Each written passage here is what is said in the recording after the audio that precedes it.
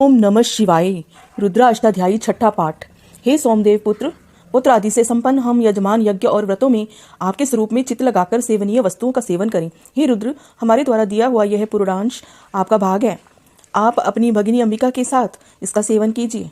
यह प्रदत्त हवि सुहुत रहे।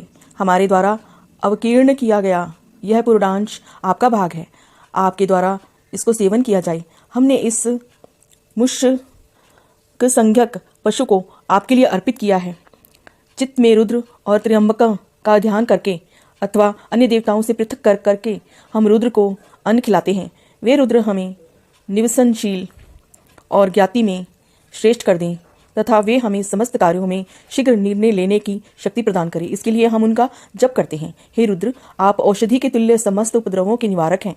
अतः हमारे गाय, अश्व और भृत्य आदि को सर्वव्याधि निवारक औषधि दीजिए और हमारे मेष तथा मैषी को सुख प्रदान कीजिए। दिव्य गंध से युक्त मृत्यु रहित धन धान्य वर्धक त्रिनेत्र रुद्र की हम पूजा करते हैं। वे रुद्र हमें अपमृत्यु और संसार रूप मृत्यु से मुक्त करें। जिस प्रकार ककड़ी का फल अत्यधिक पक जाने पर अपने वृंत से मुक्त हो जाता है, उसी प्रकार हम भी मृत्यु से छूट जाएं, किंतु अभ्युदय और निश्रेयस रूप अमृत से हमारा संबंध ना छूटने पाए। अग्रिम वाक्य कुमारिकाओं का है। पति की प्राप्ति करने वाले सुगंध विशिष्ट त्रिनेत्र शिव की हम पूजा करती हैं।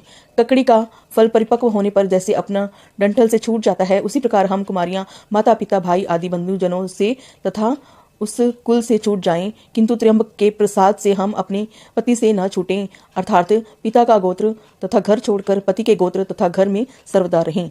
हे रुद्र, आपका यह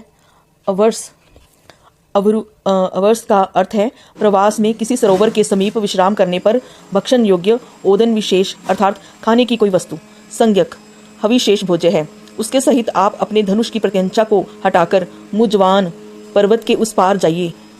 मुजवान पर्वत पर रुद्र निवास करते हैं। प्रवास करते समय आप अपने पिनाक नामक धनुष को सब ओर से आच्छादित कर लें, जिससे कोई भी प्राणी आपके धनुष को देखकर भयभीत ना हो। हे रुद्र, आप चरमांबर धारण करके हिंसा ना करते हुए हमारी पूजा से संतुष्ट होकर मुजवान पर्वत को लांग जाइए। जमदग्नि ऋषि की बाल्य यौवन वृद्धा अवस्था के जो उत्तम चरित्र हैं, कश्यप प्रजापति की तीनों अवस्थाओं के जो उत्तम चरित्र है तथा देवगणों में भी उनकी तीनों अवस्थाओं के जो प्रशंसनीय चरित्र विद्यमान है, तीनों अवस्थाओं से संबंधित वैसा ही चरित्र हम यजमानों का भी हो। हे क्षुर, आपका नाम शांत है। वज्र आपके पिता हैं। मैं आपके लिए नमस्कार करता हूँ। आप मेरी हिंसा मत कीजिए।